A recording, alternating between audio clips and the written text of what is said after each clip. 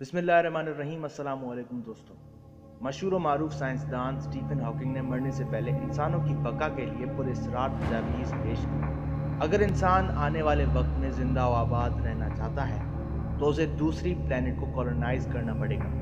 इंसानों को उस दुनिया पर आबाद व काबिज होना पड़ेगा जिसकी डेंसिटी और ग्रेविटी प्लेनेट अर्थ के बराबर हो, और बुनियादी तौर पे उस दुनिया की सतह पर पानी होना लाजमी है, और एक ऐसे सोलर सिस्टम के नज़दीक वो प्लैनेट वाक़ होना चाहिए जहां दर्जे हरारत पानी के लिए मुनासिब हो। जदीद दौर में साइंसदानों ने एक ऐसी दुनिया दरियाफ्त की है जो कि उन सब ज़रूरियात पर उतरती है, जिसका नाम प्रॉक्सिमा बी रखा गया है, जो अर्थ से 2.5 गुना बड़ी प्लैनेट और सबसे ज़्यादा सरफेस एरिया पत्थरों से ढका और बना है, और वहाँ पानी की बड़ी मिकदार भी दरियाफ्त की गई है।